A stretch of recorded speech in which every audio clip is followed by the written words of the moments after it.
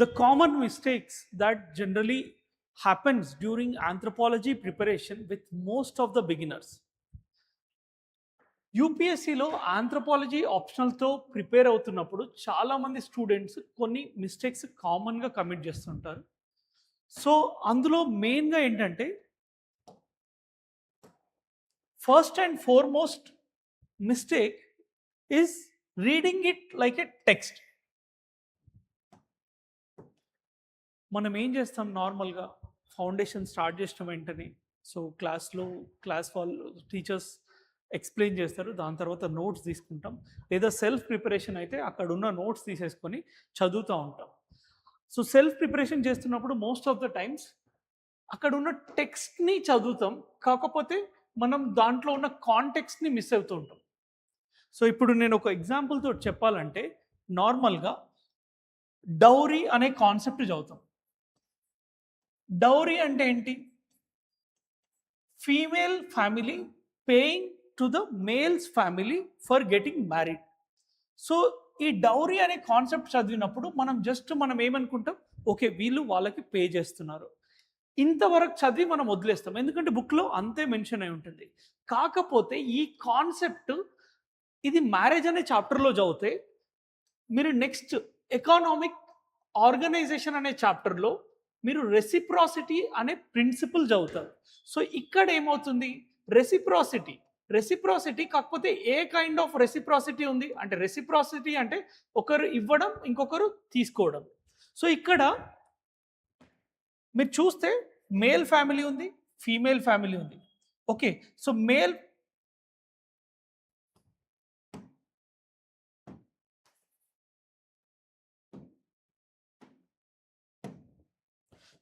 ఉంది, మేల్ ఉన్నారు, female family నుండి మేల్ ఫ్యామిలీకి వెళ్ళిపోతుంది. At the same time dowry అంటే they are paying some goods kind or cash whatever it may be to the male family. So వీళ్ళకి ఇస్తున్నారు. ఇక్కడ ఏమవుతుంది, అమ్మాయి వాళ్ళే అంతా అబ్బాయి వాళ్ళకి ఇస్తున్నారు. సో ఇది నెగటివ్ రెసిప్రాసిటీ. అంటే ఇందులో ఒకరు మాత్రమే బెనిఫిట్ అవుతున్నారు. బ్యాలెన్స్డ్ రెసిప్రాసిటీలో ఇప్పుడు ఒకప్పుడు ఏముండేదంటే అబ్బాయి వాళ్ళు అమ్మాయి వాళ్ళకి ఒక బ్రైడ్ ప్రైజ్ అంటే బ్రైడ్ని ఒక అమ్మాయిని పెళ్లి చేసుకోవడానికి అబ్బాయి వాళ్ళు అమ్మాయి వాళ్ళకి ఇచ్చేవాళ్ళు. దాని తర్వాత అమ్మాయి ఏమో ఈ డైరెక్షన్లో అంటే girl will move to boy's home and the bride price will go to the girl's home, అంటే ఇచ్చి తీసుకోవడం అనేది జరుగుతుంది. So this is balanced reciprocity. So కాబట్టి ఇప్పుడు ఏమైపోతుంది అంటే నార్మల్గా మనం టెక్స్ట్ బుక్లో చదివినప్పుడు డౌరీ అంటే వాళ్ళు ఓన్లీ బేసిక్ ఎక్స్ప్లెనేషన్ ఆ టెక్స్ట్ ఇస్తారు, కానీ ఆ కాంటెక్స్ట్ అంటే అక్కడ ఏం జరుగుతుంది ఏ చాప్టర్స్కి లింక్ చేసి చదవచ్చు. సో ఒక టాపిక్ అనేది మల్టిపుల్ థింగ్స్కి లింక్ అయి ఉంటుంది. ఆ బ్యాక్గ్రౌండ్ అనేది మీరు క్లాస్లో చెప్తే మీరు తెలుసుకోగలుగుతారు, లేకపోతే మీరైనా సొంతంగా చదువుతున్నప్పుడు ఈ ఇంటర్లింకేజెస్ అనేది అబ్జర్వ్ చేసుకోవాలి. అంటే just don't read the text that is there, but also understand the context with respect to that particular topic. So ఇది మీరు చాలా జాగ్రత్తగా చదవాలి. నెక్స్ట్ టైం చదువుతున్నప్పుడు always keep on knowing the backdrop of what you are reading. Don't just read the text, లేకపోతే ఆ English information మాత్రమే చదువుతారు, అంతకు మించి సబ్జెక్ట్ మాత్రం మనకి తెలియకుండా పోతుంది. So just keep this in your mind. So avoid this mistake when you are doing it next time. Next మనం ఏదైనా మొదలు పెట్టినప్పుడు like we will start with so much of ambition.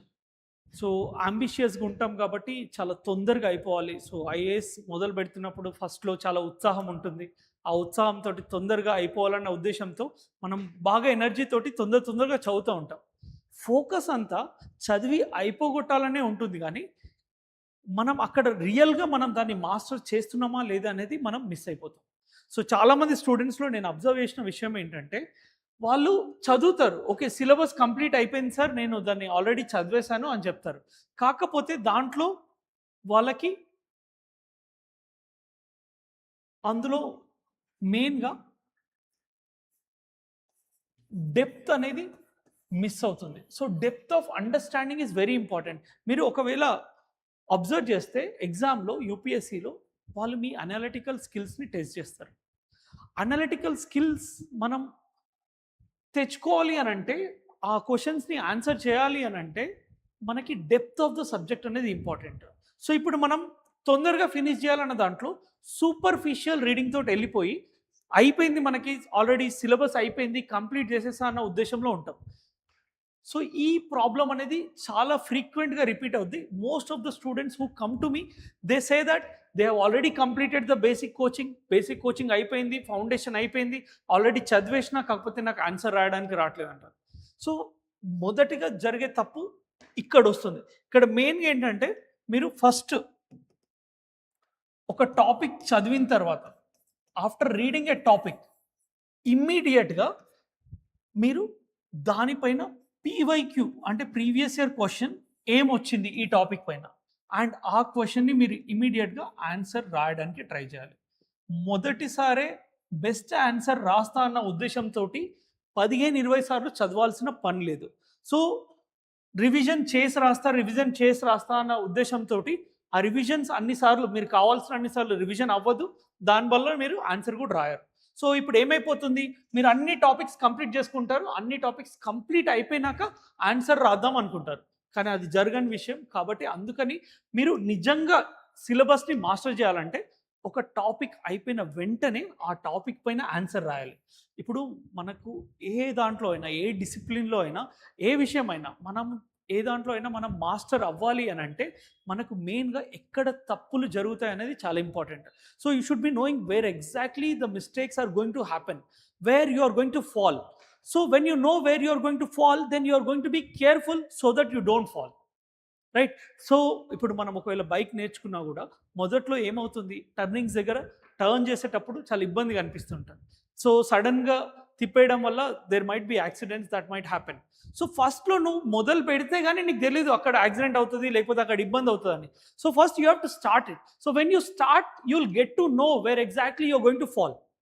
And that pitfalls can be overcome by evaluating. So, ఒక్కసారి మనకు జరిగిన తర్వాత ఇప్పుడు answer రాసావు. నీకు పూర్తిగా పర్ఫెక్ట్‌గా ఆన్సర్ రాయలేదు. కాకపోతే నీకు అర్థమైంది. ఓకే. నేను చదివాను. కాకపోతే ఈ ఏరియాస్‌లో ఇంట్రొడక్షన్‌లో సరిగ్గా రాయలేదు. లేకపోతే బాడీలో సరిగ్గా రాయలేదు. కంక్లూజన్‌లో సరిగ్గా రాయలేదు. లేదా అసలు అర్థమే కాలేదు.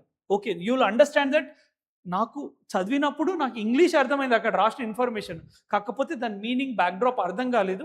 అందుకని నేను సరిగ్గా రాయలేకపోతున్నా. సో, నీకెప్పుడైతే నువ్వు దాంట్లో చేయలేకపోతున్నా అని తెలుస్తదో, అప్పుడు నువ్వు దాంట్లో ఎగ్జాక్ట్‌గా ఎక్కడ ఫోకస్ చేయాలో అర్థమైతది. అప్పుడు you will try to master what you are missing. So, ఇట్లా ఒక్కొక్క టాపిక్ మాస్టర్ చేస్తూ ఆల్మోస్ట్ 555 టాపిక్స్ అనేవి లైక్ మనం బ్రేక్ డౌన్ చేస్తే మైక్రో టాపిక్స్ మనకు సిలబస్‌లో ఉంటాయి.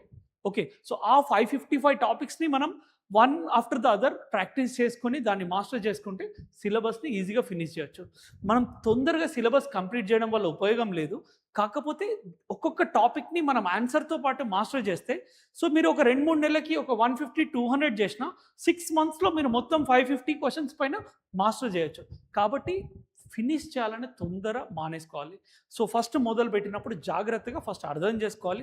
దాని తర్వాత అర్థం చేసుకున్న తర్వాత దాంట్లో క్వెషన్స్ ఏమొచ్చినాయి, ఆ క్వెషన్‌కి నేనెట్లా రాయగలుగుతున్నా, రాస్తున్నప్పుడు ఏం తప్పులు జరుగుతున్నాయి, దాన్ని ఎట్లా ఓవర్‌కమ్ కావాలి. సో, మీరు డైరెక్ట్‌గా ఎవాల్యుయేట్ చేసుకోవచ్చు. ఒకవేళ మీ దగ్గర ఏదైనా సోర్స్ ఉంటే, లేదా మీ సీనియర్, మెంటర్ లేదా రెస్పెక్టివ్ టీచర్ దగ్గరికెళ్ళి మీ ఫీడ్‌బ్యాక్ తీసుకొని, ఆ ఫీడ్‌బ్యాక్‌ని ఇంప్రూవ్ చేసుకోవాలి. సో, ఈ మిస్టేక్‌ని ఓవర్‌కమ్ అవ్వాలి అనంటే ఫస్ట్ ఒక్కొక్క topic. So, instead of completing you should master every single topic.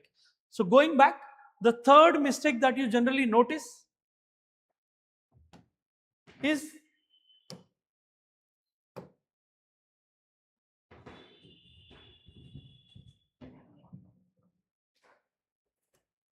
it's the urge to master quickly, we have seen.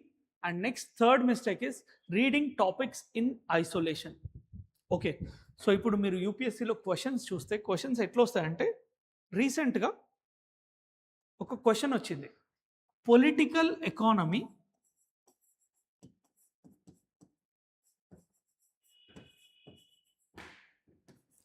And biocultural adaptation.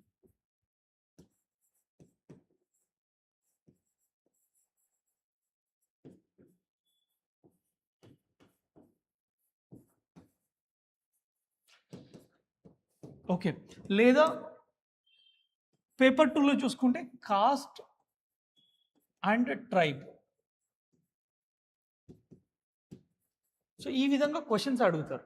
ఇప్పుడు మనం చదివినప్పుడు నార్మల్గా పొలిటికల్ ఆంథ్రోపాలజీ చదువుతాం, ఎకనామిక్ ఆంథ్రోపాలజీ చదువుతాం, కల్చరల్ అడాప్టేషన్, బయోకల్చరల్ అడాప్టేషన్, ఇదొక separate chapter, ఇదొక separate chapter, ఇదొక separate chapter. కాకపోతే క్వశ్చన్ ఎట్లా వచ్చింది? 3 టాపిక్స్ కలిపి వచ్చినాయి. సో ఈ ఇంటర్లింకింగ్ అనేది వెరీ వెరీ ఇంపార్టెంట్. అంటే ఒకప్పుడు క్వశ్చన్స్ డైరెక్ట్గా వచ్చేవి ఈ చాప్టర్లోంచి, నార్మల్గా స్ట్రేట్ ఫార్వర్డ్ సిలబస్లో ఏ టాపిక్ మెన్షన్ చేసి ఉంటే అదే టాపిక్ నుంచి క్వశ్చన్ వచ్చేది. కాకపోతే లాస్ట్ 4-5 ఇయర్స్లో మీరు అబ్జర్వ్ చేస్తే క్వశ్చన్స్ అనేవి ఇంకొక టాపిక్కి ఇంటర్లింక్ అయి వస్తున్నాయి. కాబట్టి ఎప్పుడైనా ఏదైనా చదువుతున్నప్పుడు definitely you should read in interlinking manner, but not in isolation. Suppose political ఆర్గనైజేషన్లో మనకి పవర్ అనే కాన్సెప్ట్ ఉంది. ఓకే, సో ఇది 4th యూనిట్లో ఉంది. మళ్ళీ కిన్షిప్ అనేది 2.5 సెకండ్ యూనిట్లో ఉంది. కిన్షిప్ అనేది సెకండ్ యూనిట్లో ఉంది. ఇప్పుడు క్వశ్చన్ ఏమొచ్చిందంటే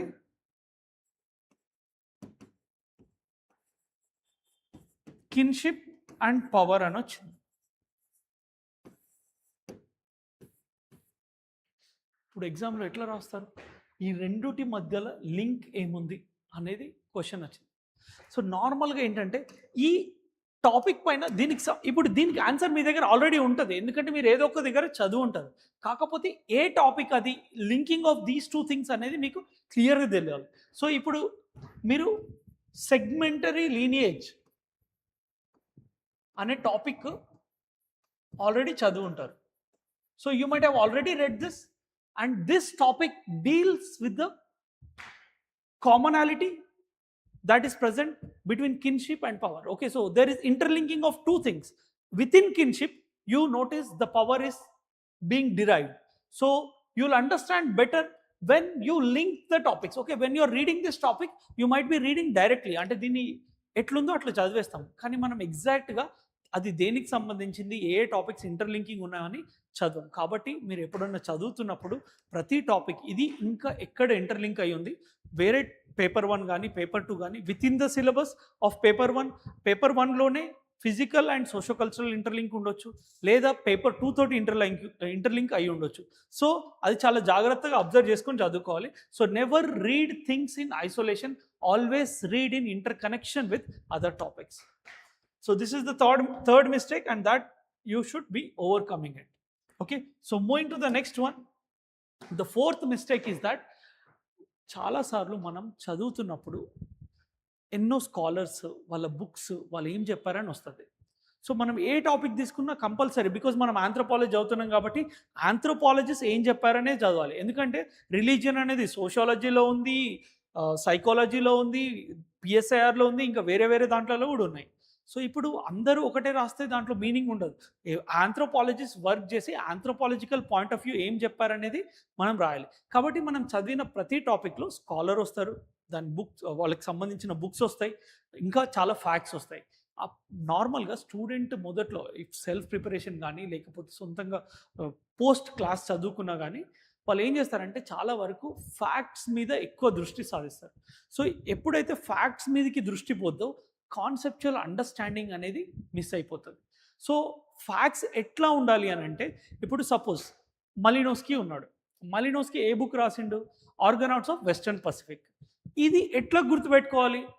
ఇప్పుడు మలినోస్కీ ఒక పాయింట్ ఆఫ్ టైంలో తను పోలాండ్ నుంచి ఆస్ట్రేలియాకి వెళ్ళాడు రీసెర్చ్ మీద అక్కడికి వెళ్ళినప్పుడు world war 1 జరుగుతుండే.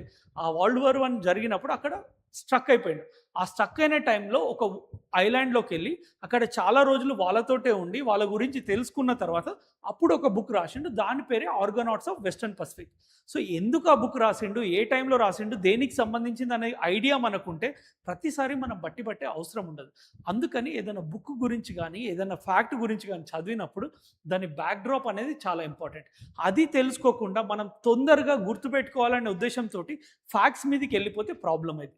So whenever you are reading any concept, always give focus to the concept and the background of it instead of the raw information facts.